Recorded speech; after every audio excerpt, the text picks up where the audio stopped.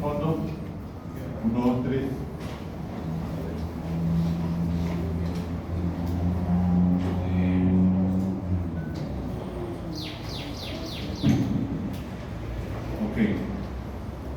Nos han encargado el día de hoy tratar con ustedes un síndrome que tiene que ver con el aparato óseo articular y muscular.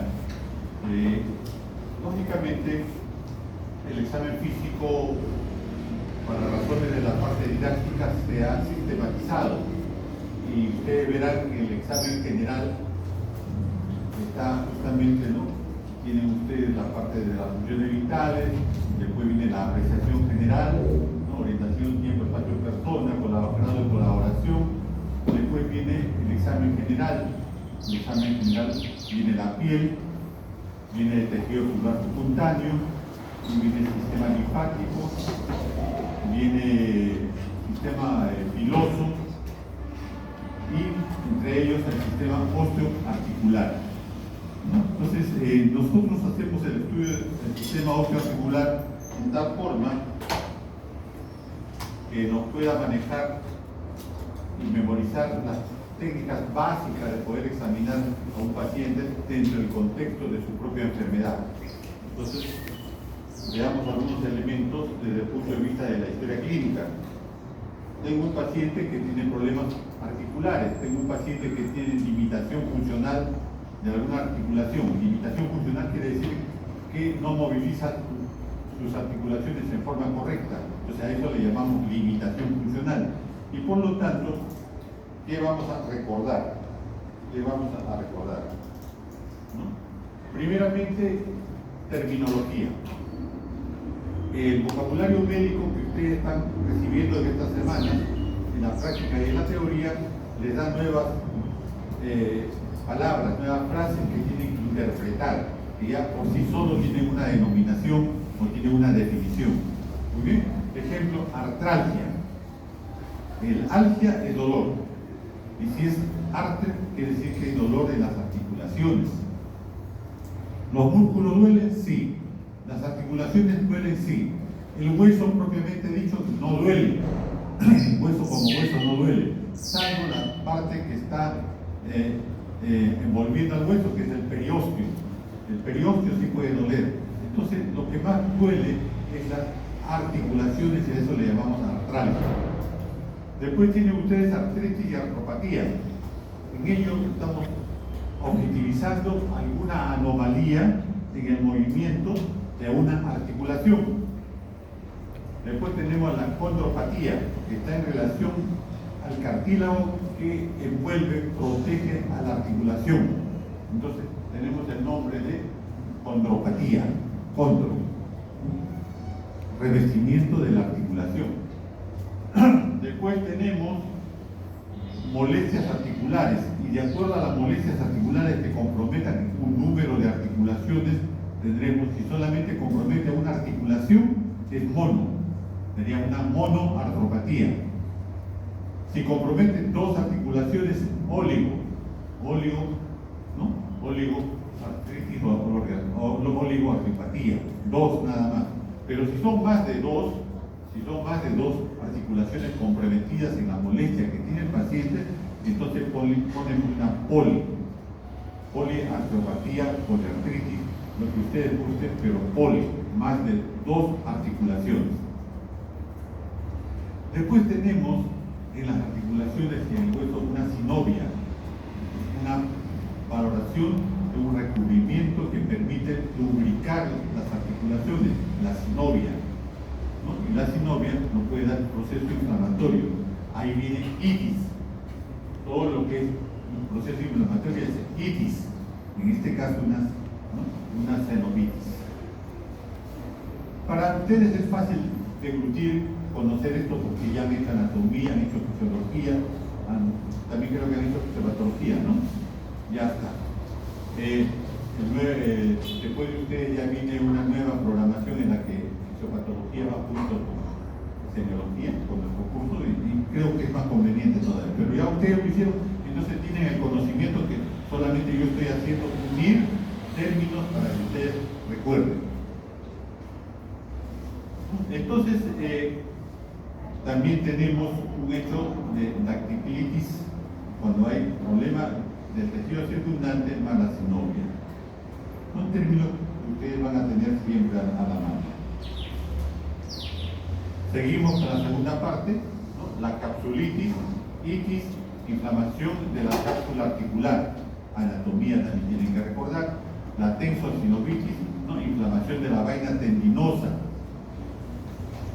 La tendinitis, que es el que mayormente afecta a los jugadores de fútbol, de tenis, donde hay las articulaciones que tienen que movilizarse, ¿no? Que es una inflamación del tendón. En este caso, el tendón más conocido históricamente es el tendón de Aquiles, ¿no? Entonces, miren ustedes.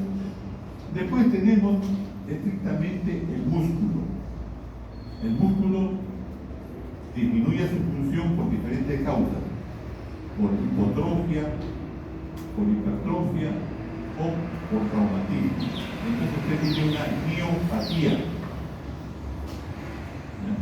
Miositis en relación al músculo, el trastorno muscular inflamatorio, una miositis. Después va a tener usted, cuando hay una desvinculación parcial de las articulaciones, o sea, por decirles, tenemos el codo.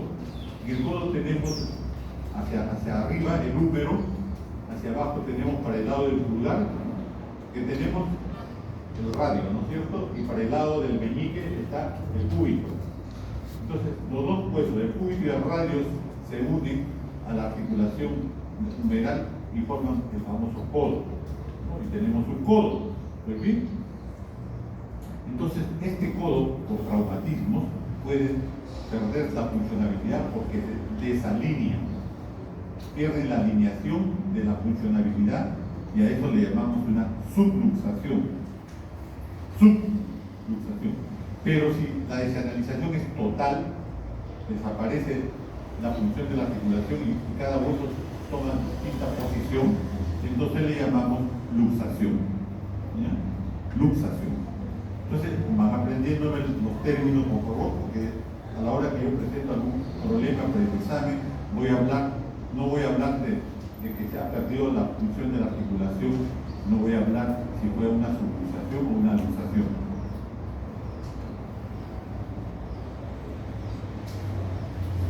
En este cuadro estoy colocando, ¿no?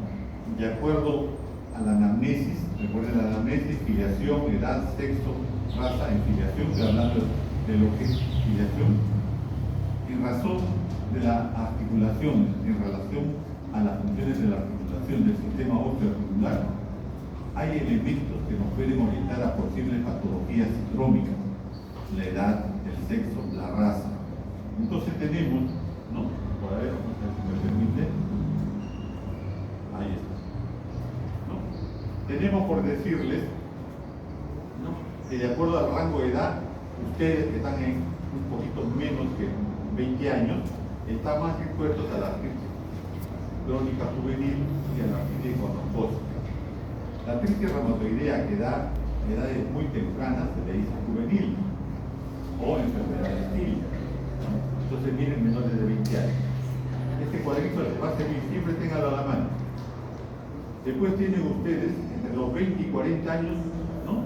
Tienen la espondilitis anquilosante, en la que se pierde la función total de una articulación. Después tenemos, ¿no? Entre los 30 y 50 años, la artritis reumatoidea, proceso inflamatorio crónico llamado artritis reumatoidea. Esto aparece entre los 30 y 50 años.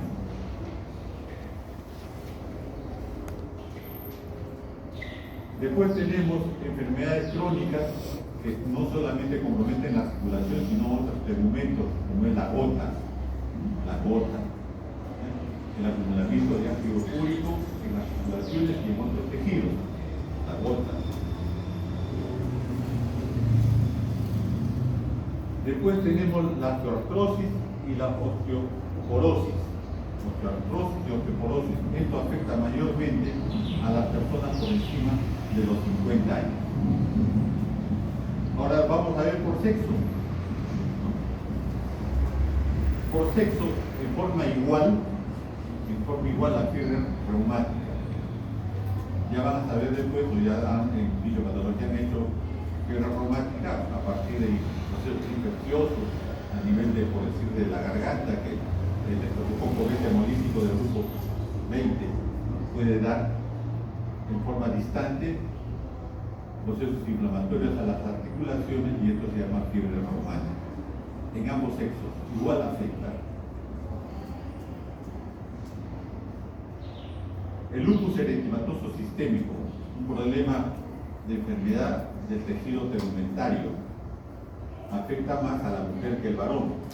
No, miren, en la mujer le pongo yo 3 cruces, en el varón una cruz. No quiero decir que al varón no le dé lupus, pero es menor, en la mujer es más frecuente. Después tenemos la artritis crónica juvenil, que le estaba comentando al inicio.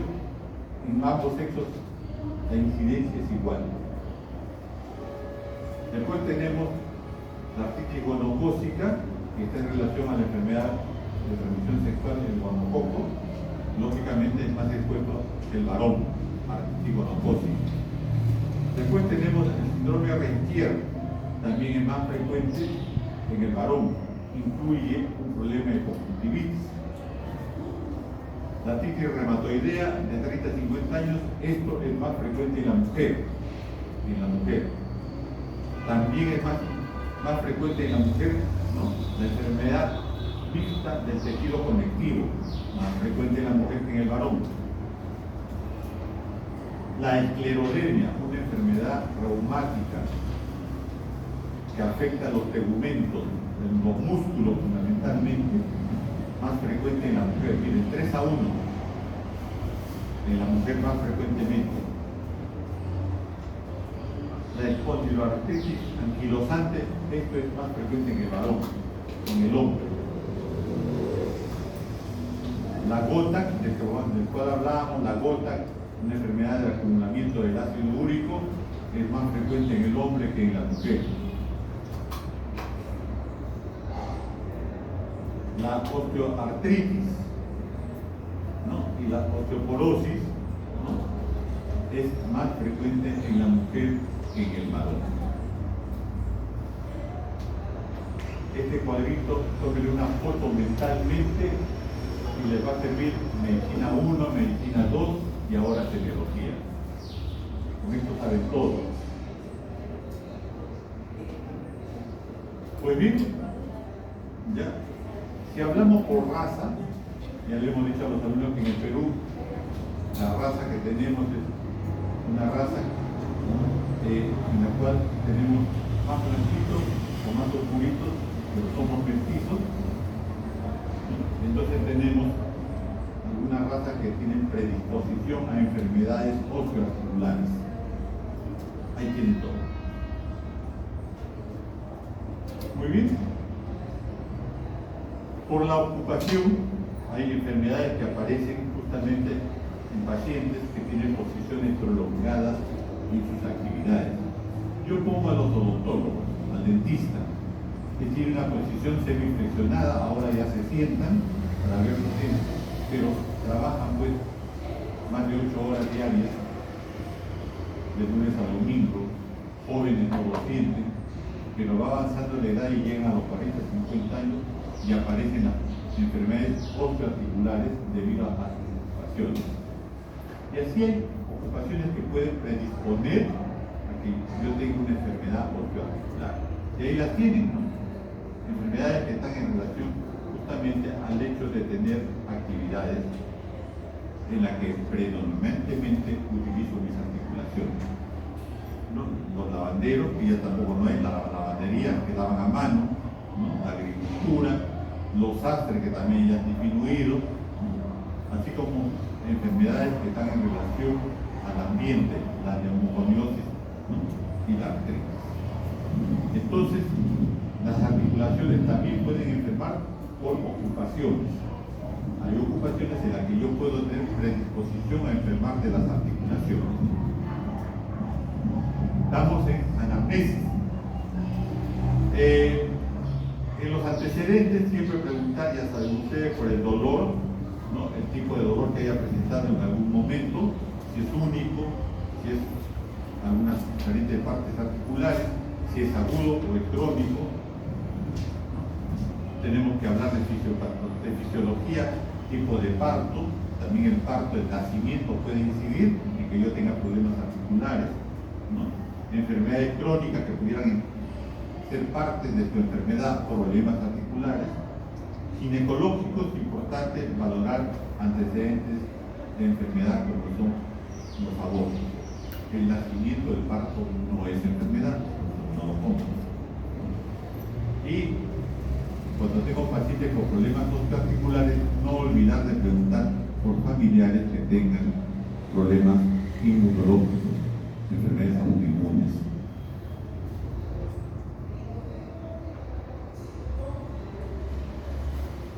En la enfermedad actual estamos siguiendo ya lo que ustedes han venido haciendo, ¿no? Es importante determinar el lugar y distribución de las alteraciones, el inicio, ¿no? Los factores desencadenantes, los factores que atenúan y obligan los síntomas, la respuesta al tratamiento, ¿no? Yo les he hecho una memotecnia a los chicos de 2 de mayo para buscar síntomas y signos, no olvidarse de Alicia, es una memotecnia, Alicia. ¿Ya? En la enfermedad actual, los problemas osteoarticulares más frecuentes es el dolor. La gente viene por dolor articular. Entonces, si yo tengo un paciente que tiene dolor articular en algún momento y es la causa de la consulta médica o de la causa de la hospitalización, entonces yo tengo que valorar dónde se produce el dolor, en qué articulación. Tengo que valorar si hay deformación, tengo que valorar si hay tumefacción. En este caso, los signos de Celsus, en fisiología hacen eso, ¿no? Signos de Celsus, dolor, ¿qué más? Humor, calor y rubor. Ahí están los signos de Celsus. Eso nos sirve en articulaciones. Eso nos sirve en articulaciones, ¿ya? Los signos de Celsus. Pues bien, tenemos que valorar el movimiento, si hay impotencia funcional o no, si hay rigidez. Pudiera ser que la articulación esté como la que yo tengo, no normal, en lo que se refiere a la observación, a la electroscopía, pero funcionalmente existe impotencia funcional. Yo no puedo levantar ni siquiera un papel. Tengo que valorar si hay rigidez, si hay ruidos articulares, si hay trastornos sistémicos. Miren, ahí está la memotecnia, ahí se lo estoy haciendo así. Ahí está Alicia, me había olvidado que lo había puesto en esta clase. Ahí está Alicia. No se olviden de Alicia, no solamente para problemas articulares, sino para cualquier signo y síntoma que ustedes tengan en su anamnesis. Ahí está Alicia. Aparición, localización, intensidad, características, irradiación, alivio, aumento. Seguramente ya sus profesores les han contado todo esto. Entonces, yo lo que he hecho es la forma como aprendí. ¿Qué cosas hacer? ¿Qué cosas hacer? Que vale, como hace tiempo. Lleva cosas 50 años. Todavía estoy acá. Aprendí todas esas cosas que no cambian. ¿Por qué? Porque el examen físico puede mejorarse las técnicas, puede ampliarse con todo lo que ustedes conocen ahora con la modernidad. Pero el paciente sigue siendo el mismo, sus músculos siguen siendo los mismos, sus huesos siguen siendo los mismos, sus órganos siguen siendo los mismos. Entonces, examinar a un paciente es muy importante para poder llegar a un diagnóstico preventivo clínico. Y después, todo lo que es la parte científica actual. Pero antes, la relación médico-paciente no puede perderse.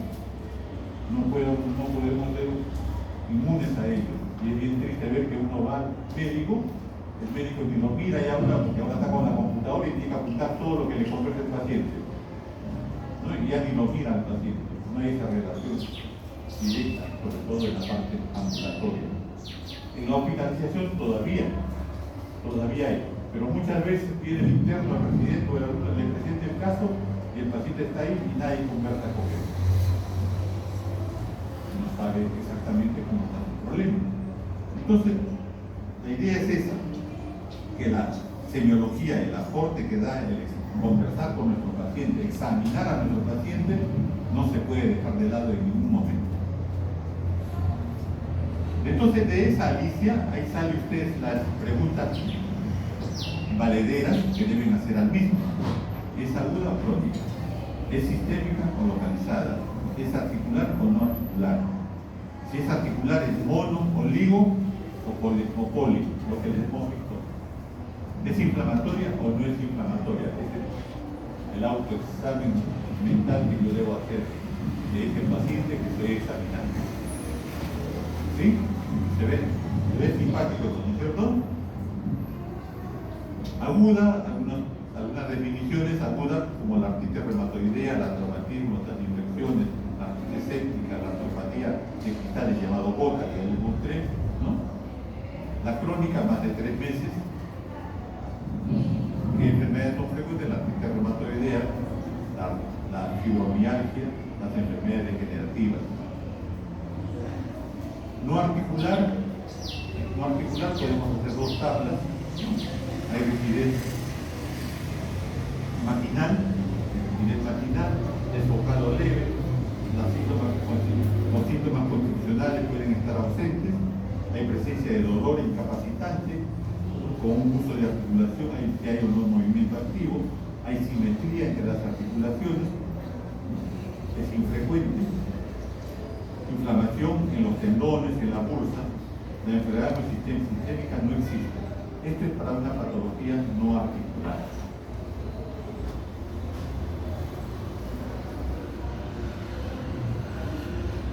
Acá es para diferenciar dolor inflamatorio y dolor no inflamatorio de una articulación, de un músculo. El inflamatorio de su presentación es de noche, se despierta con el dolor, ¿no? El dolor inflamatorio. El dolor mecánico es diurno, solamente cuando se moviliza la articulación. La interrupción del sueño en el inflamatorio, sí lo hay, pastilla toda la noche, busca médico. El dolor mecánico, mientras no movilice la articulación, no duele. Simetría, ¿no? Simetría muy frecuente en el inflamatorio, ocasionalmente en el mecánico. En el mecánico generalmente hay una asimetría. La rigidez matinal, ¿eso qué significa? Las gentes, los que tienen artritis o que tienen lesiones artropáticas, cuando amanece muchas veces no pueden mover las articulaciones de las manos. Le van a abrir mi manito y voy ejercitando. Si me demora menos de 30 minutos, 20 minutos, ya se ha hecho el diagnóstico, es osteoarticular. Si me demora de más de 30 minutos, 1 hora, 2 horas, 3 horas, artritis reumatoidea. La primera, osteoartrosis, no demora poco la rigidez matinal, en cambio la artritis reumatoidea demora mayor tiempo. Diagnóstico clínico, o sea, no tengo que hacer exámenes de laboratorio, no todavía ni radiografía, clínica. La actividad física, el inflamatorio suele mejorar los síntomas, en cambio en el dolor mecánico duele, no me inmoviliza, ¿no? El reposo suele empeorar los síntomas en el inflamatorio, me duele cuando esté en reposo, en cambio en el mecánico no duele. Para diferenciar dolores. Pues bien, nos vamos al examen físico.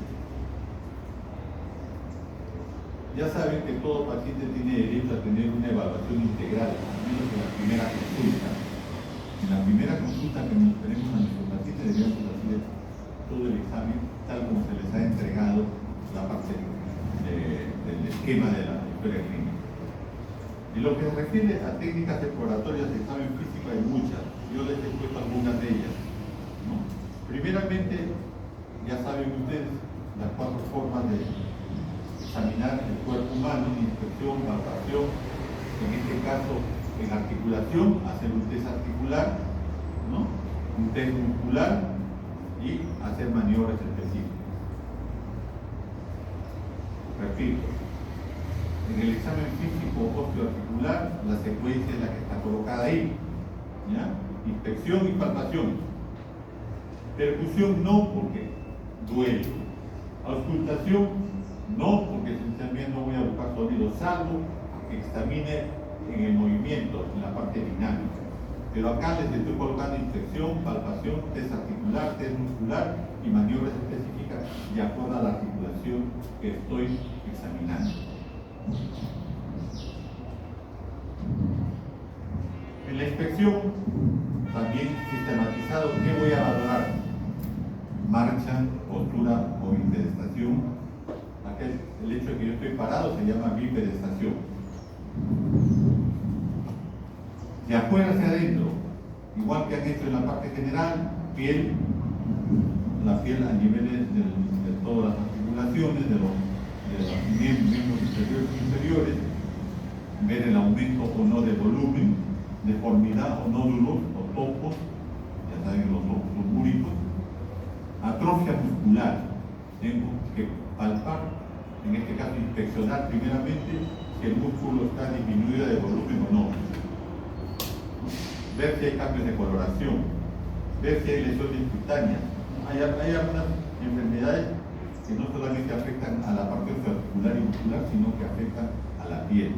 Hay que observar a eso. Ya saben ustedes, en la piel hay lesiones primarias, secundarias y terciarias. Eso se ve. A la palpación, ya lo que he observado, lo voy a palpar, hay que ver si hay tumefacción, cómo está la elasticidad de la piel, la temperatura. La temperatura siempre se toma con el dorso de la mano, no con la palma, siempre con el dorso de la mano. Deformidad articular, recorro toda la articulación para ver si hay deformidad.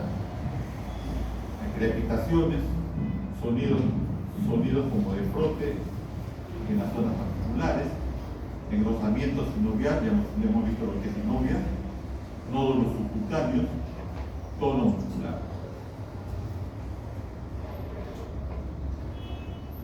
No sé si he puesto trofismo y tono. Vamos a ver.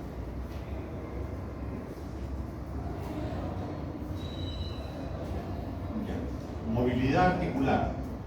Voy a movilizar una articulación al examinar. Esta puede ser activa o pasiva. Activa si el paciente moviliza la articulación.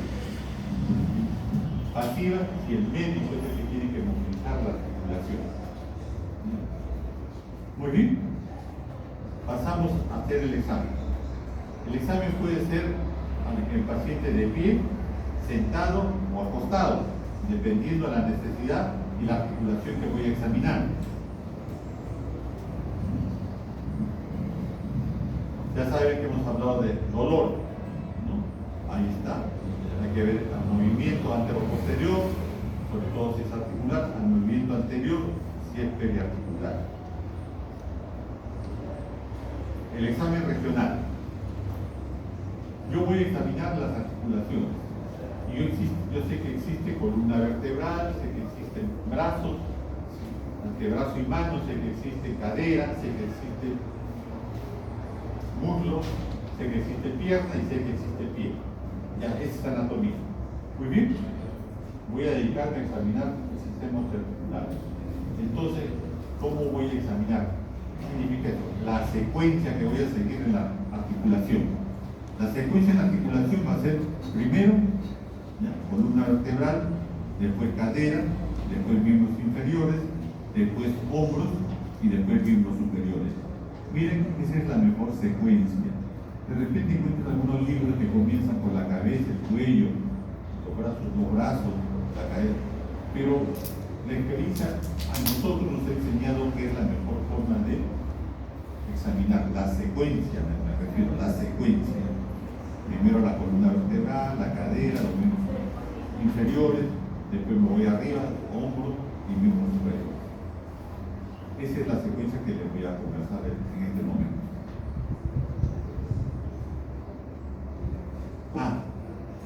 esta tarjeta es otra. Ya van dos tarjetas, creo que le voy diciendo que van a tener, ¿no? Y les digo tarjetas, yo sigo usando tarjetas. A mí también le he dicho que tarjetas. ¿Por qué? Porque las tarjetitas, papá, no se me decían, ahora ellos me llevan de viaje. Pero cuando era que me decía, papá, ¿qué pasa? ¿Qué no me has dado? Te lo has gastado, te he dejado ahí para todas las semanas, si te lo has gastado es tu problema. Entonces, tomaban sus comis, sus micros, me decían, tengo que estudiar y no puedo estudiar. Mis 15 tarjetas. Resume todo lo que tienes que estudiar en tarjetas. Entonces, ahora ya los muchachos creo que no dan asiento a las damas. Como era varón, ellos te van a quitar el asiento, entonces tú agarras tu ahí, sacas tu tarjeta y estás leyendo. Y estás estudiando. Ese era lo mejor. Ahora pues, el celular, ¿no? O sea, pero el celular está para que se lo roben. Si usan fino, peor todavía, de alta gama, dicen ahora. No. Tarjetitas. Las tarjetas. Yo creo que esto no ha cambiado. Es más, estamos volviendo a estudiar en libros físicos. Estamos volviendo a estudiar en libros físicos. Los veo, sí. Yo hago porque los veo. Y ahí hasta uno o dos están de docentes también. Pero veo que están leyendo nuevamente libros físicos. Es muy importante leer en libros físicos, porque ahora con la tablet para llevar, para traer, no puedo subrayar, no puedo manejar. Y ellos han entendido, y también sé que muchos compañeros médicos, colegas también han vuelto a los libros. Los libros físicamente están volviendo. Que cuesta un poquito más, decía, pero lo otro se piratea y ya tengo en mi celular, ¿no? Ya tengo el libro que hemos recomendado, ¿no? Hasta les he entregado ahí para que lo metan en su celular, ¿no? El libro lo tienen ahí ustedes, ¿no? Que nadie se entere porque estamos pirateando las genes. Que nadie se entere. Bueno, el hecho está en que mejor es tener el libro en la gente en físico. Que yo veo a un muchacho revisando los docentes en físico. Entonces, esta tarjeta reemplaza diferentes clases que pudiera haberles hecho. Ahí tienen ustedes los rangos de movimiento articular, ¿no? Según la Academia Americana de Cirujanos Ortopédicos, que nos dicen los grados de movimiento que tiene cada articulación. Ahí está. La flexión llega a 45 grados, la extensión a 45, estoy hablando de la columna vertebral, por si acaso. Entonces, miren ustedes, tienen a 45 grados. ¿No? La inclinación lateral derecha o izquierda también es 45 grados. Qué bueno que llegáramos a 90. Lógicamente, si son artistas, pues, circo, podrían hacer todo eso. Pero con ello lo que les quiero decir, que cada articulación tiene el movimiento que le corresponde y el grado hasta el cual se puede mover normalmente. ¿Ya? Ahora, hay algunos que, como físico-culturistas, hacen diferentes actividades que permiten que sus articulaciones estén mejor complementadas, es cierto, pero esta tabla les permite a ustedes, ante su paciente, acercarse para poder valorar las articulaciones. ¿Sí? Ya. Ahí están todos. ¿Ya? Ahí están también los movimientos de cada una de las articulaciones. ¿No? Ahí están todas. Por decirles, tienen ustedes la interfalángica, ¿no? Proximal, el índice. ¿Qué movimientos puede hacer? ¿Qué movimientos puede hacer? ¿Ya? Ahí está. Ahí está la tarjetita. Muy bien. Decíamos inspección, palpación, test articular también. Entonces acá tienen otra tabla. ¿No? Tenemos los grados, ¿no? Los grados desde normalidad hasta patología de lo que existe en la descripción. Le damos 0, no existe contracción visible, ¿no? Y 5, realiza movimientos completos con resistencia máxima. Entonces tienen ahí, ustedes tienen un test muscular. Del 5 al 0. El 0 pues es un paciente totalmente abandonado, que pudiera estar en la fase de coma, o puede estar letárgico. Esa es la parte del estado de conciencia, que ya han hecho también estado de conciencia. En neurología lo volveremos a hacer seguramente. Entonces tienen ustedes, ¿no? Desde el 5, que es el máximo, ustedes, la gran mayoría, el 99% debe estar en 5, muchachos divinos tesoros. Yo debo estar pues en 3, ¿no? Ojalá. Entonces, okay. Listo, ahí tienen el test muscular para que ustedes examinen. Después tenemos el examen físico general regional en la columna vertebral y cadera. Ya acá está ya con imágenes, ¿no? Entonces, a la inspección, pacientes semidesnudos, una truza, ¿no? Descalzo, se evalúan 3 puntos de observación: anterior, lateral y posterior. Ahí tienen el anterior, ahí tienen el anterior, ahí tienen el lateral y tienen, ¿no?, el posterior. Que hemos evaluado en todas estas posiciones a nuestros pacientes. Que hemos evaluado a nuestros pacientes la columna vertebral. Ahí está una columna vertebral con sus curvaturas normales. Eso le saben ustedes de anatomía, ¿no? Lordosis cervical, cifosis dorsal, lordosis lumbar, ¿no? Las chicas tienen una lordosis lumbar por razones de su feminidad más pronunciada, ¿no?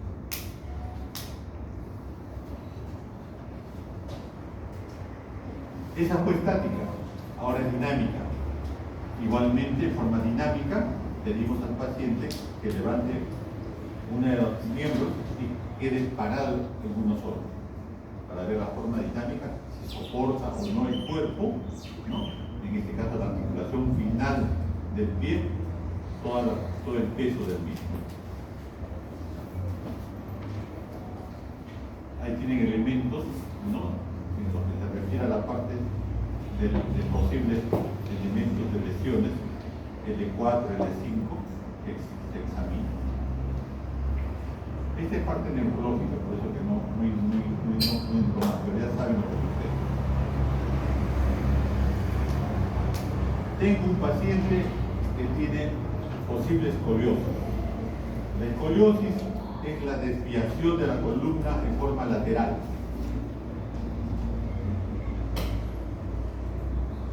En forma lateral. Los muchachos, ahora creo que ya no, cargan sus maletines, ¿no? El colegio les pedía 5 libros para cargar cada día. Entonces el muchacho cargaba sus maletines. Ahora ya hay carritos, ¿no? Tipo aeropuerto, ¿no? Ya carga el carrito y jala a la mamá. Pero antes no, antes cargaba el muchacho todo. Ahora también ustedes cargan sus mochilas atrás, ¿no? Pero muchos cargan sus mochilas en el hombro, ¿no? Entonces se hace una postura anómala de desviación de la columna en forma lateral. A eso le llamamos escoliosis. Entonces, una forma es seguir mientras la prueba de Adam, ¿no? Hay el examinador situado frente al paciente, el mismo hace la flexión, ¿no? Y podemos observar cómo está el elemento de la columna vertebral. Hay a veces que al ojo, el buen cubero, o sea, mirando nomás a un paciente que se ha desvestido, ya vemos la escoliosis. Pero eso es lo grosero, eso ya no tiene arreglo. Pero si yo estoy examinando a un paciente que posiblemente pudiera ya estar desviando la columna y que no es observable ectoscópicamente, rápidamente, sino que tengo que hacer el examen, la prueba de Adam, ¿no? Paciente flexionado con el examinador adelante y logra el médico observar la rectitud o lateralización de la columna vertebral. Seguimos con los puntos de palpación y percusión en la columna vertebral. Ojo, siempre pregunto yo los puntos de referencia de apófisis espinosa. Los puntos de referencia de la apófisis espinosa. Cuando nosotros palpamos la columna vertebral podemos tener apófisis referenciales. Y tenemos la dorsal, ¿no? La D9 es bastante bastante palpable, ¿no? Tenemos en la lumbar la L4 y la L5. Le he puesto entre la L4 y la L5, ¿por qué? Porque ahí el dolor intenso de un paciente que años antes tuvo tuberculosis pudiera ser que está con una enfermedad tuberculosa de la columna. A eso se denomina mal de Otto. En la sacra, valorar S2 y S3, que es la cresta sacra. Y el hiato sacrococcígeo en niños pequeños, en lactantes. Observar si hay la membrana del hiato, que eso debe haber desaparecido, y es interesante observar.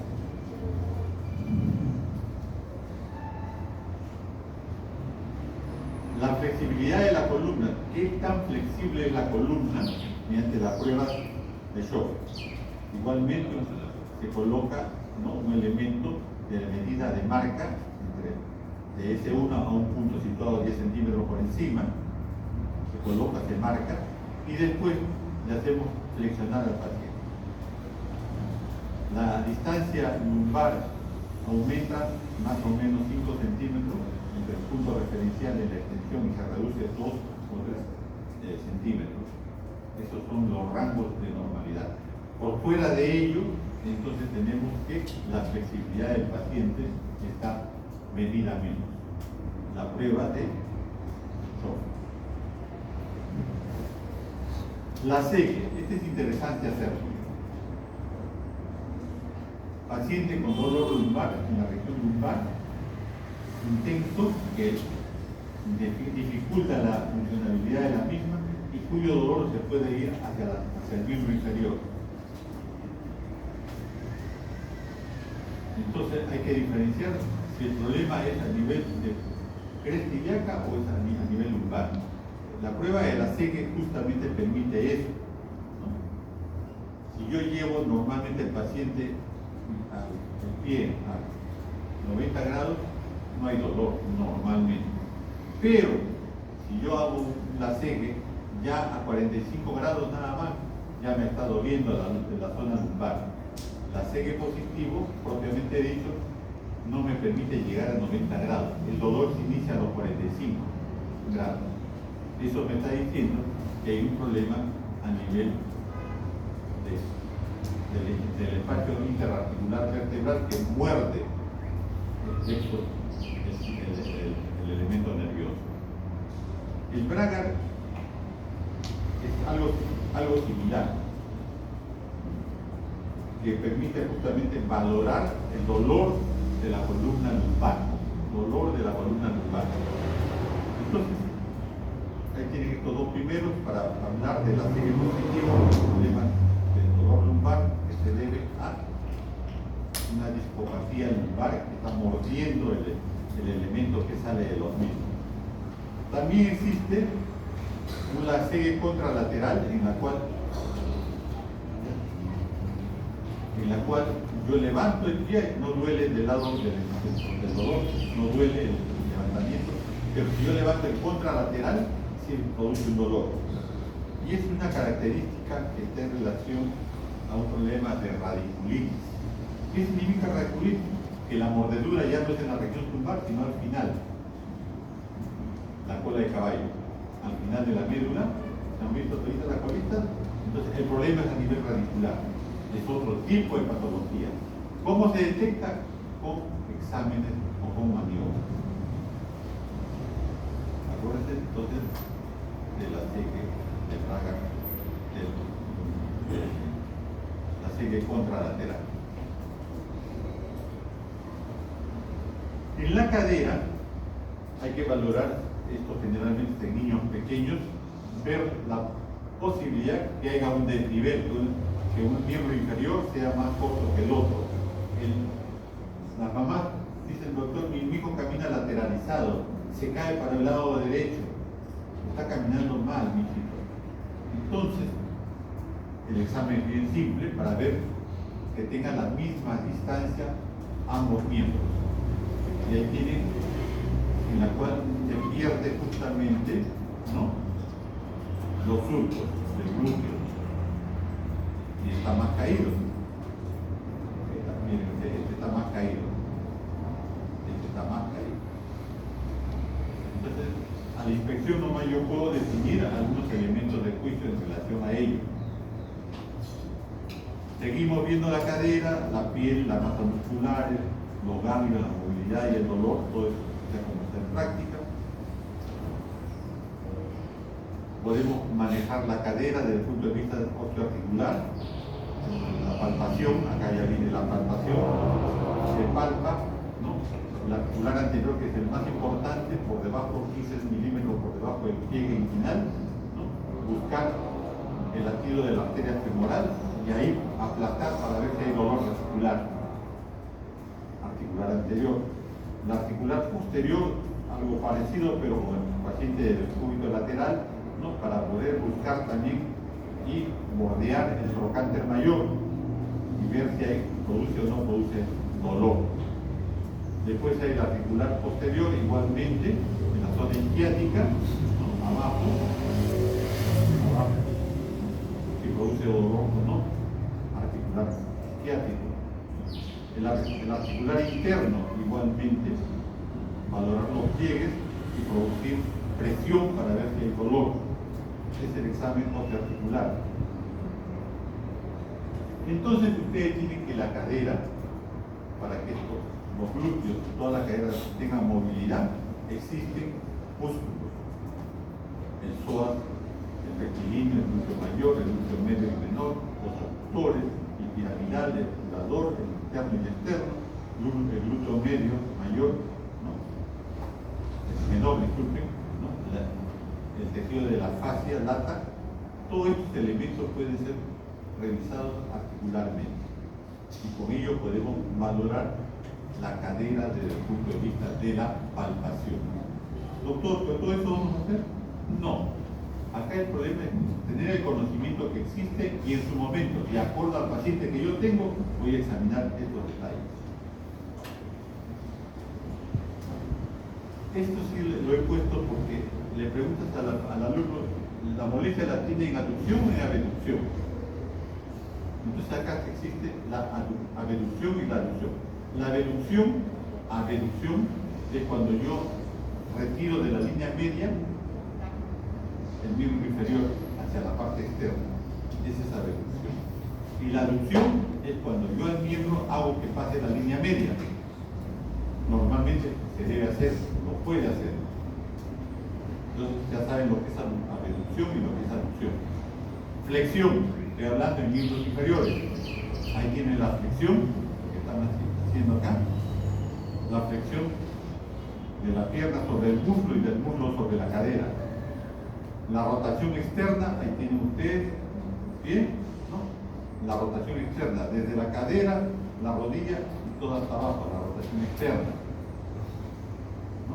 La rotación interna, viceversa, lo opuesto. La extensión. Pongo al paciente en el cúbito ventral, boca abajo, y ahí hago la extensión del miembro inferior, ¿no? De la pierna sobre el muslo y del muslo sobre la cadera. Ahí tienen las otras maniobras específicas de Fabre, ¿no? Para ver sobre todo sacroileitis, o sea, dolor articular intenso por una pérdida de la sustancia de la parte glenoidea, donde se inserta la cabeza del fémur. Con la edad, con el tiempo se pierde y produce dolor. Y hay gran personas que comienzan a utilizar bastón, que comienzan a utilizar andador. Entonces, ahí tienen los hechos de la cadera. Miembros inferiores igualmente, ¿no? Todo lo que se tiene que hacer en la parte de anamnesis. Un paciente que tiene problemas en miembros inferiores, este es lo que tengo que preguntar en la anamnesis. ¿Qué patologías posibles pudiera haber? En miembros inferiores, valorar la rodilla. La rodilla la van a examinar. Si es que encuentran una rodilla aumentada de volumen, ¿no? Van a tener ustedes que hacer el elemento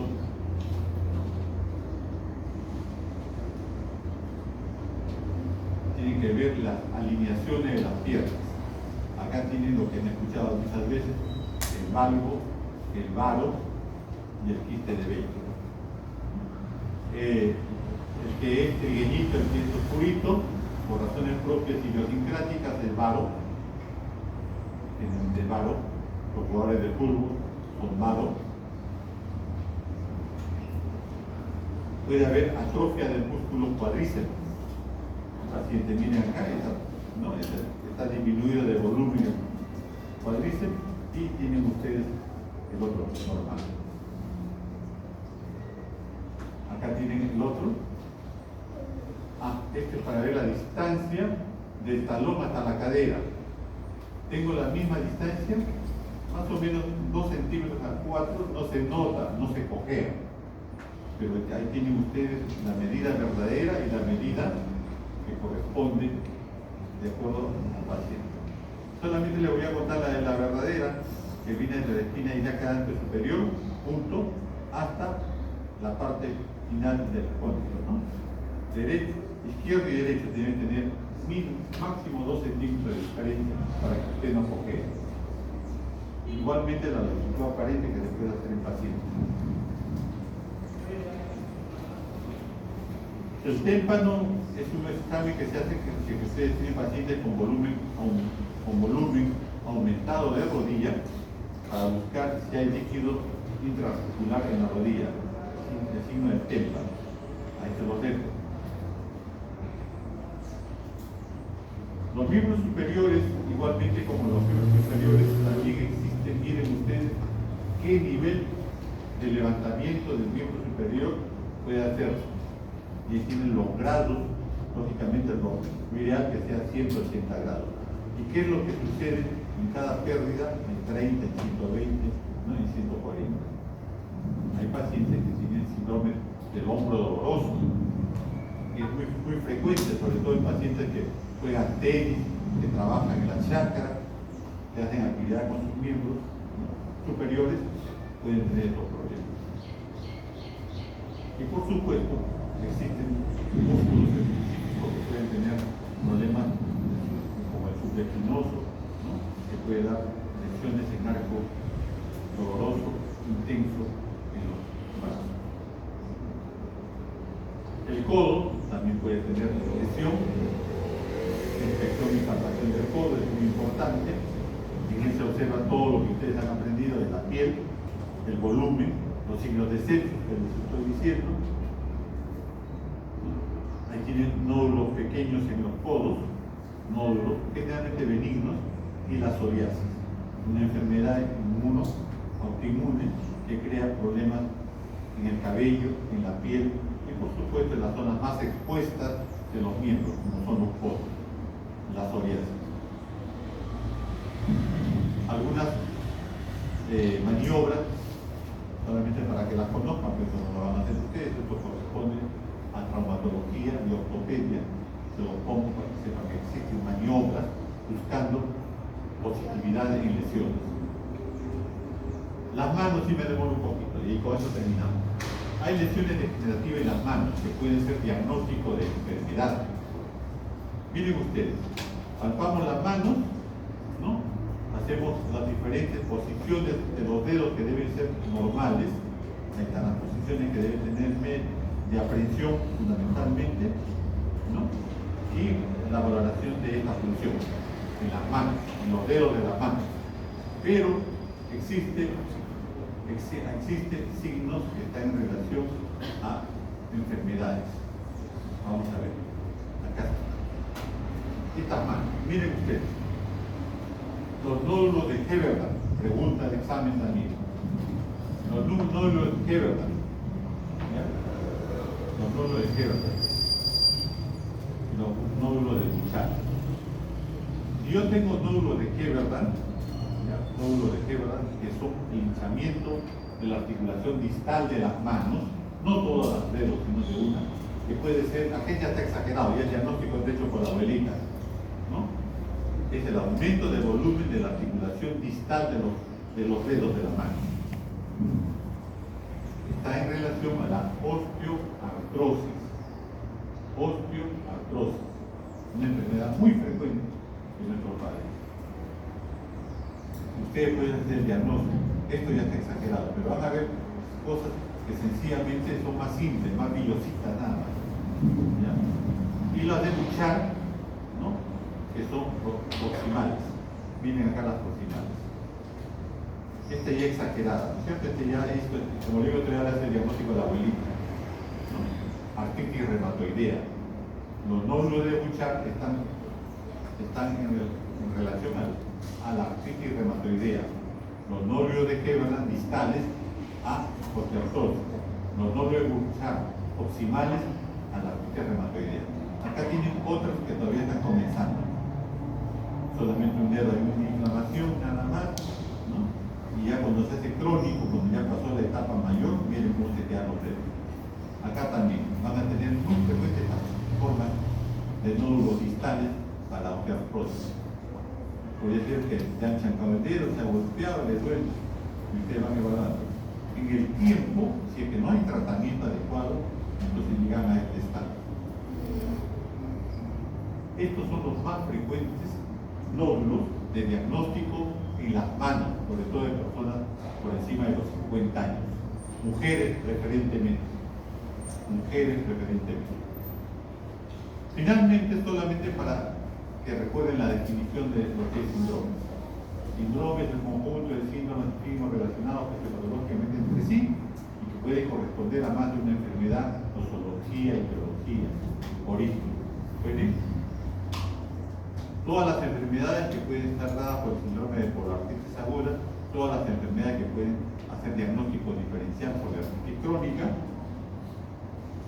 ¿no? Artritis aguda, enfermedades que pueden producirse, hay que hacer diagnóstico diferencial, eso corresponde a medicina 2, ¿ya? Y por lo tanto, recordar siempre la definición de lo que es síndrome, síntomas. Muy bien. El roble no cae al primer hachazo. Es una mnemotecnia y al mismo tiempo un pensamiento que deben siempre recordar. Hay que estudiar para llegar a tumbar el roble. Ok, gracias.